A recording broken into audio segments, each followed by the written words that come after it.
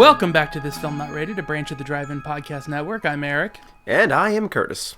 And we're here to not rate, or try not to rate, a movie we watched this week. And we're excited to dip back into a franchise that we've talked about on this podcast before you could see our faces. And I think we're really excited. Curtis, today you're in the gauntlet. What movie are we talking about? Today we're talking about Evil Dead Rise, directed by, what's his name? Cohen. I forget his first name. Lee Cronin. Yes, Lee Cronin. He's done one other movie before this one, theatrically, called Hole in the Ground. Evil Dead Rise is basically what you would expect from any other Evil Dead movie, with the caveat of, instead of taking place in a cabin in the woods, it takes place in a rundown apartment in the middle of a big city. Other than that, it's straight Evil Dead. Almost to the point of being... Well, that's an opinion. We don't get into opinions on this. We get into objective facts. And we only speak the truth until Curtis loses. Then we get to tell our opinions. So, Curtis, are you ready to go into the gauntlet of questions that you must answer objectively in order to win a piece of movie memorabilia, even if it's the cheapest version? I'm ready to fail that gauntlet, because I'm pretty sure I'm going to fail this.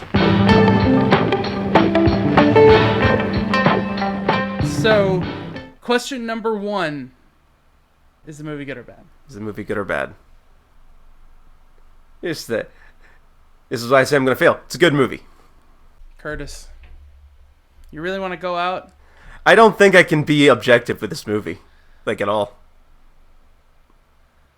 Well, the polls agreed with you. The Rotten Tomatoes score stated that this movie has overall been received positively. Out of 182... reviews, 84% gave it a positive rather than a negative rating. Mm-hmm. With the grain of salt being that their average rating was 7.2. So it's an 84%, but the average rating of this movie is a 7.2 out of 10. So kind of just over the threshold into passing. Which means you have to answer question 2. What was the point of the story? Oh, God, you have to throw that at me. Okay, so... outside of the Evil Dead formula, from what I've seen, this is a movie about motherhood. Actually, yeah, it's just a story about motherhood. You get to see, in a very demented sense, what a bad mother could be in the form of Alyssa Sutherland when she is possessed by the Evil Dead, as opposed to someone who is unsure and contemplating the idea of motherhood in Lily Sullivan's role. The entire plot revolves around motherhood and what it takes to be a good one. This is as good an answer as anybody's. So, question number 3. Give me the best quote from the movie.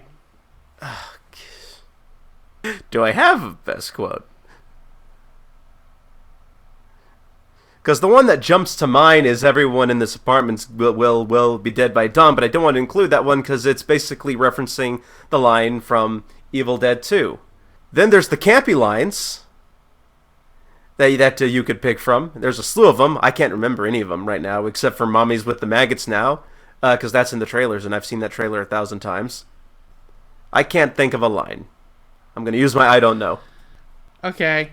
Who's the best actor in the movie?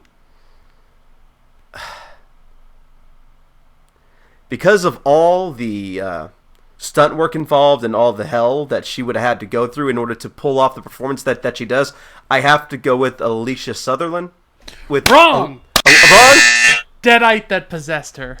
Sorry, go on with what you were saying, though, because I agree. I think that's the most taxing performance someone had to do, and I think she pulls off the Deadite form of it, like, astonishingly well. The part that I'm referencing specifically when I'm talking about the acrobatics that she has to go with is when you have that stunt shot where she's falling upward from the tub and grabbing onto all sides.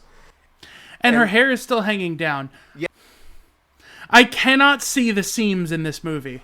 It's it's been touted by Sam Raimi, by Lee Cronin, by Bruce Campbell, I think, from a lot of people involved, that this movie is solely practical effects and only using digital to touch up everything. And with that, like there are some parts where I'm I'm drawing a question mark on that. And it's like little things, like the fly crawling on the eyeball of the dead Alyssa Sutherland. I'll tell you what, she didn't have to hold her eye there for long, and they do have a like cream thing, like a resin, something you can put on yourself that attracts flies. You just go up, you touch her eye, you get off camera as quick as possible, and you just wait for one fly to land, and then she blinks it away, and then it only takes one moment. Sure. But again, I talked about this last time with the D&D movie, and I'm going to start sounding like a broken record, but this is another movie that kind of exemplifies why I love practical effects in film. Even like combined with lighting specifically with this one, especially at the end with the amalgamation creature crawling in the dark, so you really can't see all the twists and turns that are going on. It's hidden fairly well, so it's easy to do that practically. I don't know what the budget on this was like. I can't imagine it was very big for the franchise the way that it is, but I know that creature, involved multiple actors being sit comfortably in a suit together in different angles and frames. So I feel like there's a bunch of different versions of that suit. Yeah. That holds them. It is astonishing the level of work that goes into it, and how much there is in this movie being like, how did they do that? Yes. As far as the budget goes, I did look this up just before coming on. This movie has a budget of $15 million. I think about the same as Halloween 2018. And That's insane. A lot of that budget went towards the buckets and buckets and tons of blood that are just poured all over the actors in this movie. Okay, so why'd you go see this, Curtis? I'm a big fan of the Evil Dead movies. I'm not. You're not? Not really. Okay. It's all smoke and mirrors.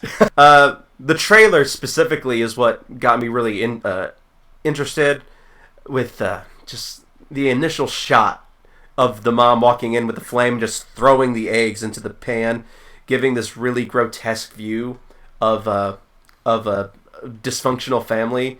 And then them playing on those themes very well in the trailer, and me wondering how well they're gonna show that in the actual movie. And I gotta say, I wasn't disappointed. Going into this, I just expected, like a couple of deadites to attack a family, someone to survive, and because of a poster, someone got a chainsaw at some point. That's all I expected. Mm-hmm. I didn't expect to be genuinely disturbed. And not by the gore, but by the scene in particular, where the oldest daughter is eating a wine glass. The way that she's talking, and just that idea of I'm using the glass as a tool on purpose to do what I'm doing, and that swallowing effect and everything about it. The Deadites are always these sadistic bastards who are trying to perverse some form of functioning, in Evil Dead 2, all the way back in Evil Dead 2, Ash's girlfriend is going to dance topless at the twilight with no head on in a stop motion way, how pretty and ballerina I am as a corpse. Yeah. There's always some edge of making fun of humans for being human. Yeah. And they did a really great job of writing that into the mother-child relationships in this. Mm-hmm. The problem is, for me, with that, is everything else about the characters. These are people who are about to lose their home and have no home to go to. Yeah. We don't know who their friends are. We don't know, we know a little bit about the relationship with their father, who's completely out of the picture. Yeah. We don't know how each of the kids feels about that, how close they were, how whatever it is. Yeah. We don't know. We know so nothing about the people. Yeah, they rely a lot on building the connection with the family on that initial scene where you get little snippets of what they're doing throughout the house. You get with the tattoo gun, you know the mom's a tattoo artist. The kids are kind of doing their own thing. You get the sense that it's a kind of a free flowing family, but not much else from that. It's just with those few shots, you get the sense that the family is very close-knit. Yeah, it just seems like everybody's on the same page with one another and like working as a unit. And that, that to me feels like if played into the right way, that could have offered a lot of like mixed emotions with one of them turning. Yeah. But instead, like the eldest daughter turns off screen, and there's just so many choices where I think there was opportunity for emotion in what was going on that was maybe missed. But I can't say I'm disappointed because I was genuinely freaked out. It rode the line, like the Deadites were, everything that could be there was there. I thought the eyeball thing was a little bit weird and out of place for the tone of the rest of the thing, but of course. There's something to me like that feels so hopeless about Deadites as a creature. Yeah. That they're very interesting because they're so like... It's like a zombie that wants to torture you until you want to die. Yeah, kind of. And it cannot be killed the way zombies can normally be killed. Yeah. So I really wish they would come up with some rules that fit that tone of despair. Mm-hmm. I'm thinking of something like a pound of flesh, for your soul, you know? Like, it's gross. I feel bad for, like, digging into, like, horrible things. And, like, it's awful. But it's just... I don't feel like the climax they go to, where everything is big and bloody and splashy, does justice to the type of tragedy that's happening to the characters in the movies. Right. It has a tonal clash. And I don't think I've seen that tonal clash, really.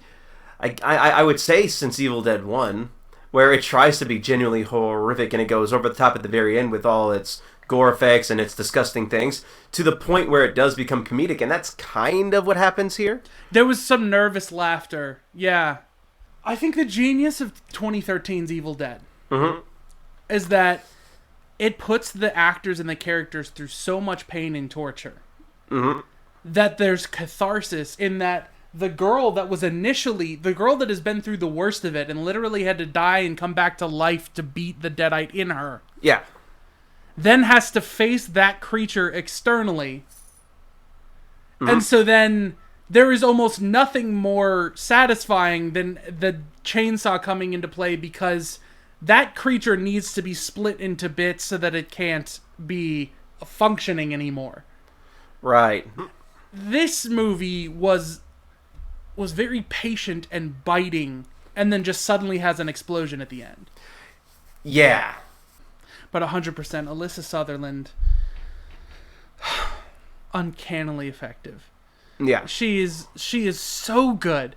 And it's immediately iconic from the first preview image they gave of her looking through that window and smiling. Yeah. Like, she is immediately an icon of the series. Like, I think she's spectacular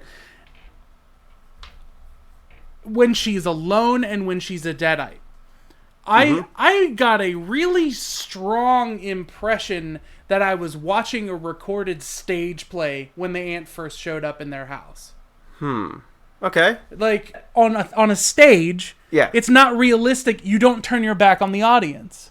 Right. So that's why characters so often talk to each other like this. There's someone sitting next to them that they're supposed to, and they speak to the audience, and they project, and they get a little bit louder and, do this whole thing. Yeah. And it's just so weird. Like, she's being avoidant and whatnot, and like it makes sense. It works. It's fine for what it is. Yeah. But the beginning of the movie asks you to kind of get shaken around a little bit.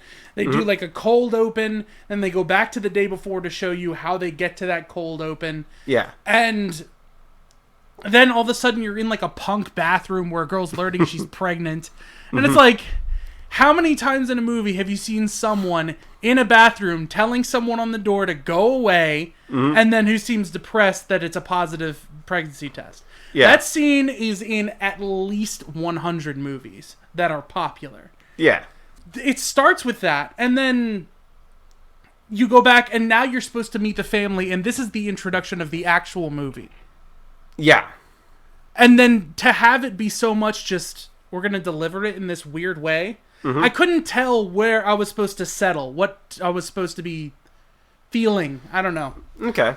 The cold open had me a little bit confused, but that scalp ripping scene was the first major. Yeah, for positives, what are your top 3 like effects in the movie? Well, one would probably be the one that I just mentioned. It's the first major like ooh that my theater got in the first time. I absolutely adore the elevator shot where they're drowning it in blood and it coalesces into basically a reference to The Shining with the elevator bursting open with blood. Yeah, but then the one that I already mentioned is the reverse falling bathtub shot. Yeah, I absolutely love that one. I was a fan of the cheese grater. That was good. Cheese grater, the neck tightening, like the believably swallowing a glass shard and working that through muscles, and all of the work that they did with a creature that could have been ludicrously silly and easily gone into the old style of camp. Yeah. I almost kind of wish I could see a campier version of it, but to me, that's kind of a reference to The Thing. Mm-hmm. It was neat, kind of funneling the threat into this one relentless sort of thing. Yeah. To give it like a streamlined ending, that was kind of cool. Yeah, they did something similar in the 2013 Evil Dead, where the book is kind of giving you flashes of what's to come, and whenever that thing is about to come, in this one, it flips to that page to show you what's happening. Well, it's people are talking about a theory, but this was on the Red Letter Media thing too, that in Army of Darkness there were 3 books. Yeah. And so like this 1 book, 2 book, and now we're looking at a 3rd book. It was interesting that Evil Dead did the exact same thing, where originally they had the creature that's like raising their arm up out of the ground that's foreshadowed in images in the book. The face cutting and all those things that all these individuals are doing are steps that lead up to like a ritual that leads up to the coming of this creature. Yeah. And in this one, they keep foreshadowing that there's going to be this big creature, and it's like the pieces are being formed by creating more Deadites. Yeah. But that's all going, like, in 2013, it would have been all the Deadites and the big creature. Mm-hmm. And this one, it's designed for them to sort of, transform and roll out, So I think this movie did what the director wanted it to, which is just he wanted people puking in the theater. Which when this movie started, when I was seeing it in theaters, there was this group of girls, fairly young, sitting next to me, just talking. And after a while, I don't remember when, but they stopped. And once the movie ended, I turned to my side and they were gone. I think at some point they left the theater. I mean, cool. Like, it is. It's extremely effective. And I was talking with Matthew Fox, who over at the This Week of the Movies podcast, you can hear me talk about this more, about how this isn't a movie that revels in the gore that it's showing. Right. It shows you just enough to prove that the gore is happening, and then focuses on the effects of the injuries and stuff. So the comparison I made is this is a movie that takes a tattooing needle and puts it this close to somebody's eyeball, and then moves away, and then the hand is in the way of where it's actually jabbing. Yeah. Okay? Whereas 2013 is the movie where the person finds the needle in their eye and slowly pulls it out. Yeah, that's right. I feel like they're getting what people are striving for with having your cake and eating it too, with special effects, where they're leaving just enough to your imagination to make what they are actually doing seem way worse. Right. And it's pretty cool. It's a bloodbath. This is definitely for people who are already a fan of this sort of thing. Yes. There's so many, there's like, just go see Mario, or just wait a week if you don't want to be like blood-soaked and laughing about it, because that is the point of this, and that's why I would see it again. So what about you? Evil Dead, especially from what Bruce Campbell says, is if you've ever worked on one, it's going to be one of the hardest, dirtiest, messiest films that you're ever going to work on, and this one fills that role pretty damn well. There's not a single Evil Dead movie that I've seen that I didn't like, except for 2013 at first, and then on a rewatch, after seeing the other ones and understanding the humor of the Evil Dead better. Definitely liked it a lot better on my second round. But yeah, and you still get that sort of like dark macabre humor. It's definitely downplayed, and it's meant to be like nervous chuckling laughter, except for maybe the eyeball scene where she chews it out. Yeah, it never gives you permission. It only rarely does it ever give you permission to laugh at what's happening. Yeah, which is which is a little bit different from the other movies. That's one reason why I would go back to it, for the practical effects and that uneasy sense of humor that you're meant to laugh at, but you're not meant to enjoy laughing at. Any closing thoughts? Okay. If you're a fan of the Evil Dead franchise, go watch it. I don't think you're going to be disappointed with this movie. And thank you for watching this. I'm Eric. You can find me at High Contrast FLM on Twitter and pretty much anywhere. And I am Curtis. You can find me on Twitter at TalkAnimeGA and on Twitch at Merrick_Tainment. And remember, we're a branch of the Drive-In Podcast Network, and you go to themusiccitydrivein.com to check out some of their content and everything. So thank you all for watching, and we'll see you